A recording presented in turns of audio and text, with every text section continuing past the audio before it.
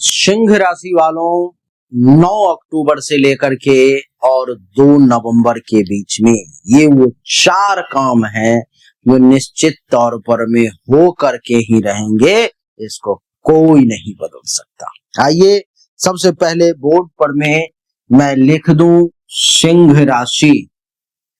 सिंह राशि, आप तो पहले से ही सिंह हो। और बोर्ड पर एक और चीज आपको लिखी हुई दिखाई दे रही है, शुक्र 9 अक्टूबर टू 2 नवंबर, अर्थात 9 अक्टूबर से 2 नवंबर तक की कहानी है। एक और चीज है, कन्या राशि लिखा हुआ है और यहाँ पर मैं नंबर 6 यानी कि 6 दिया हुआ है। इसका अर्थ ये हुआ कि ये शुक्र देवता जो है सो ये कन्या राशि में रहेंगे, जहां 6 नंबर लिखा हुआ होगा कुंडली में वहां। तो सबसे पहले सिंह राशि वालों की एक कुंडली का निर्माण किया जाए कि सिंह राशि वालों की कुंडली आखिर क्या कहती है। ये आप देखो एक कुंडली का निर्माण हो गया, लेकिन अभी ये सिर्फ कुंडली है, ये सिंह राशि की कुंडली नहीं। तो इसमें सबसे पहले लिखना होगा यहाँ पर में 5। अब ये सिंह राशि सिंह लग्न की कुंडली। अब अगला नंबर 6, 7, 8, 9, 10, 11, 12, 1, 2, 3 और 4। अब आप ये देखें कि हमने कहा था कि जहां 6 लिखा हुआ होगा वहां शुक्र होगा, तो यहाँ पर मैं 6 पहला भाव और दूसरा भाव यानी कि दूसरे में 6 लिखा हुआ है, अर्थात यहाँ पर में शुक्र लिख दिया जाएगा। अब ये गोचर कुंडली शुक्र के परिणाम को बताने के लिए रहेगी।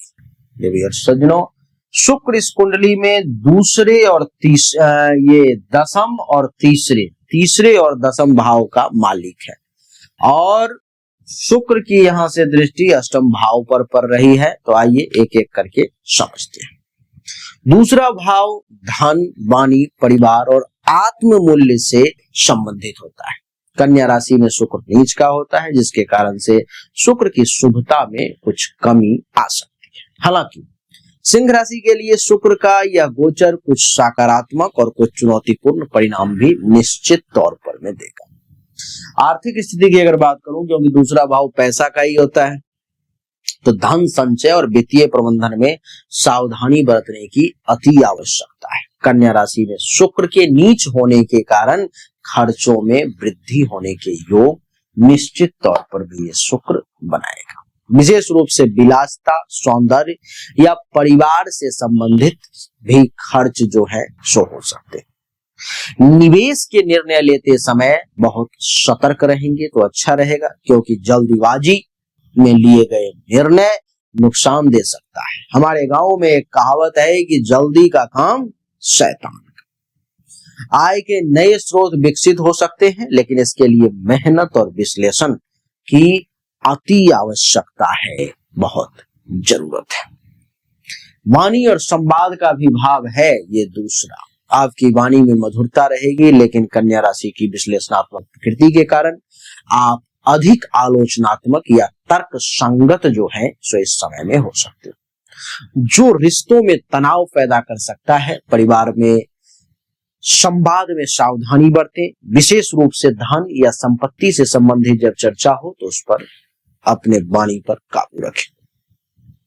पारिवारिक जीवन की बात करूं तो ये दूसरा भाव परिवार का होता है, इसलिए परिवार के साथ समय बिताने का अवसर मिलेगा। परिवार के सदस्यों के साथ सौंदर्य या घर के सजावट से संबंधित गतिविधियां आपकी बढ़ सकती है। हालांकि छोटी मोटी गलतफहमियां भी पैदा हो सकती है, खासकर यदि आप अपनी बात को बहुत अधिक तर्क संगत तरीके से रखेंगी या रखेंगे तो। शुक्र की सप्तम दृष्टि यहां से मैं थोड़ा दृष्टि दे करके ही दिखा देता हूं।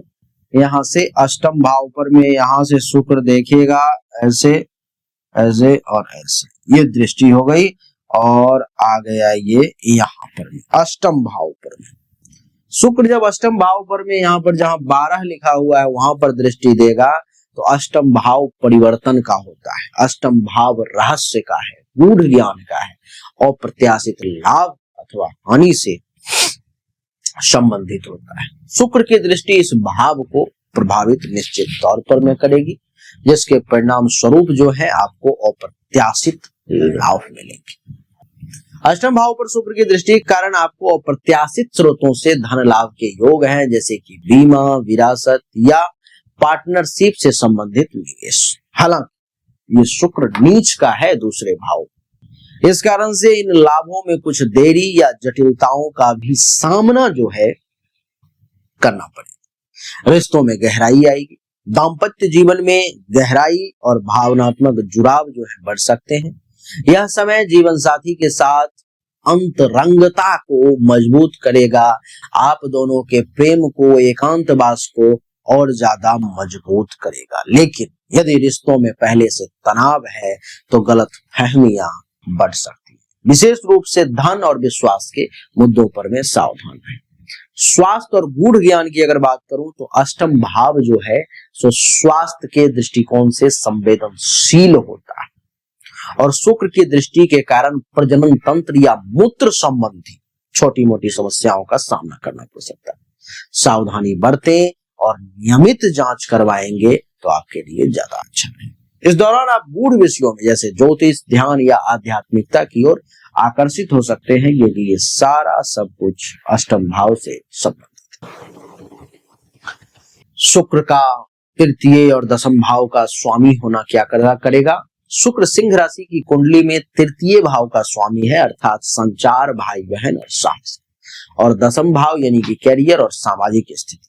इसलिए इस गोचर के दौरान इन क्षेत्रों पर में भी निश्चित तौर पर में ये शुक्र देवता प्रभाव डालेंगे। तृतीय भाव का प्रभाव अर्थात संचार में रचनात्मकता बढ़ेगी। यदि आप लेखन, कला या मीडिया से जुड़े हुए हो तो यह समय आपके लिए क्रिएटिव करने का है, रचनात्मक करने का है। इससे आपको फलदायी व्यवसाय जो है सो मिल सकता है। भाई बहनों या करीबी दोस्तों के साथ संबंधों में मधुरता आएगी। लेकिन कन्या राशि में शुक्र के होने के कारण, आलोचनात्मक प्रकृति के कारण छोटी मोटी बहस भी होती हुई मैं देख पा रहा हूं। छोटी यात्राएं या नए स्किल्स सीखने के अवसर भी आपको मिल सकते हैं। दसम भाव का क्या प्रभाव पड़ेगा? तो कैरियर में स्थिरता आएगी, लेकिन नीच के शुक्र के कारण कार्यस्थल पर में सौंदर्य, कला या रचनात्मकता से जुड़े प्रोजेक्ट में कुछ देरी या चुनौतियों का सामना करना पड़ सकता है।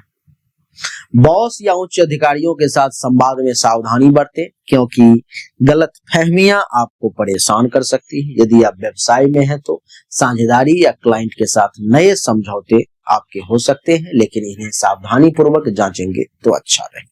चौथा, समग्र प्रभाव और सावधानी की अगर बात करूं तो सकारात्मक पक्ष ये है कि धन, परिवार और रिश्तों में स्थिरता और मधुरता की संभावना ये दैत्य गुरु शुक्राचार्य आपके लिए बना रहे हैं। रचनात्मकता और संचार में वृद्धि होगी, विशेष रूप से कला, लेखन और सौंदर्य से संबंधित क्षेत्रों में।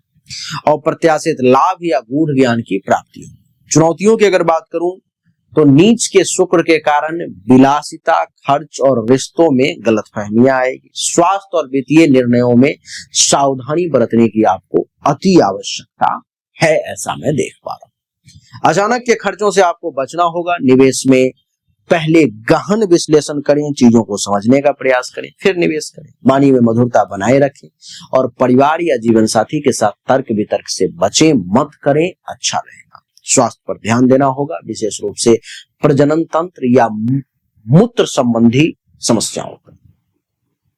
अब मैं आपको वो 4 निश्चित परिणाम बताने जा रहा हूं जो 2 नवंबर से पहले तो घटित होना ही होना है। सबसे पहला, आर्थिक मामलों में सावधानी की आवश्यकता। शुक्र का नीच गोचर और दूसरे भाव धन से संबंधित होने के कारण खर्चों में वृद्धि होगी और आपको वित्तीय प्रबंधन में सतर्क रहना ही होगा। दूसरा, वाणी में रचनात्मकता और प्रभाव दिखेगा। तृतीय भाव के स्वामी के रूप में शुक्र आपके संचार और रचनात्मकता को प्रभावशाली बनाएगा, जिससे लेखन, कला या प्रस्तुति से आपको लाभ मिलेगा। परिवार के साथ समय में वृद्धि होगी। दूसरा भाव परिवार से संबंधित होने के कारण आप परिवार के साथ अधिक समय बिताएंगे और घर की सजावट या सौंदर्य से जुड़े कार्यों में आपकी रुचि बढ़ेगी। कैरियर में स्थिरता, लेकिन चुनौतियों का भी सामना करना पड़ेगा। दसम भाव के स्वामी के रूप में शुक्र के कारण कार्य क्षेत्र में स्थिरता रहेगी, लेकिन नीच अवस्था के कारण कुछ प्रोजेक्ट्स में देरी या गलतफहमियां भी हो सकती है। मैं आपको बता दूं कि यह विश्लेषण एक सामान्य है, व्यक्तिगत कुंडली के आधार पर आपके परिणाम भिन्न हो सकते हैं। ये एक सामान्य गोचर का फल था जो हमने आपको बताने का प्रयास किया। हमने अभी तक आपको जो भी जानकारी दी ये 100% सत्य नहीं है। फिर से सुने, 100% सत्य नहीं है। आपने बिल्कुल सही सुना है। ऐसा मैं क्यों कह रहा हूं? क्योंकि अभी तक जो हमने आपको बताया ये एक सामान्य राशि फल है, विशेष नहीं है। विशेष जानकारी, 100% एक्यूरेट जानकारी तो आपको तभी मिल सकती है जब पर्सनली आपके जन्म कुंडली की जांच की जाए, पर्सनली आपके हाथ की रेखा को देखा जाए, तभी तो सिर्फ आपके बारे में सही जानकारी आपको प्राप्त होगी। और जब वो जानकारी प्राप्त होगी तो वो 100% एक्यूरेट होगी। आपको जानना चाहिए, अगर आपको परिश्रम ज्यादा करना पड़ रहा है लेकिन परिणाम नहीं मिल पा रहे हैं, आपको भाग्य का साथ नहीं मिल पा रहा है, जिस पोजीशन पर आपको होना चाहिए उस पोजीशन पर आपसे पहले कोई और पहुंच जा रहा है, इसका अर्थ है कि भाग्य का साथ नहीं मिल रहा है, भाग्य के देवता की स्थिति कुंडली में गलत है, उसको ठीक करने की जरूरत है। दूसरा, अगर आप बहुत परिश्रम कर रहे हो, आमदनी के कई सोर्स को तलाशने की कोशिश कर रहे हो, लेकिन आमदनी बहुत ज्यादा कर नहीं पा रहे हो जितनी इच्छा है, जितनी कोशिश है, तो चेक करने की जरूरत है कि आमदनी के जो देवता हैं उनकी क्या स्थिति है कुंडली में, आखिर आमदनी क्यों नहीं बढ़ पा रही। अगर आप पैसा तो कमा रहे हो लेकिन बचत नहीं कर पा रहे हो, लाख प्रयास करते हो लेकिन फिर भी कितना भी पैसा कमा लूं, कितनी भी कोशिश कर लूं, बचत नहीं हो पा रहा है, तो आपको चेक करने की जरूरत है कि जन्म कुंडली में जो धन धान्य संपत्ति के बचत की देवता हैं, जो बैंक बैलेंस के देवता हैं, उनकी क्या स्थिति है, क्यों ऐसा हो पा रहा है। लेकिन इन सब को चेक करने के लिए पर्सनल आपकी जन्म कुंडली की जांच करनी पड़ेगी, तभी जाकर के वो पता लग पाएगा। देवियों सज्जनों, चाहे कोई बीमारी है जो आपको बहुत परेशान कर रहा है, बहुत परेशान कर रहा है, आप ठीक नहीं हो पा रहे हो, चाहे आपका विवाह नहीं हो रहा, वैवाहिक जीवन में अथवा परेशानी आ रही है, मामला तलाक तक पहुंच गया है या विवाह हो ही नहीं पा रहा है, जिस काम को करने की कोशिश कर रहे हो हर काम में रुकावट आ रहा है, जमीन मकान गाड़ी चाह रहे हो लेकिन हो नहीं पा रहा है, तो इन सभी शंकाओं का समाधान जन्म कुंडली देखने के बाद ही मैं आपको दे सकता हूं। उसके लिए सामने दिए गए नंबर पर में अपनी जन्म तारीख, जन्म समय, जन्म स्थान दोनों हाथ के हथेली का फोटो अवश्य भेजें। जो शुल्क है जमा करें, इंतजार करें, आपको जानकारी अवश्य मिलेगी। अच्छा लगा तो वीडियो को लाइक करें, शेयर करें, चैनल को सब्सक्राइब करके इसके बेल आइकन के बटन को दबा दें। राधे राधे, राम राम।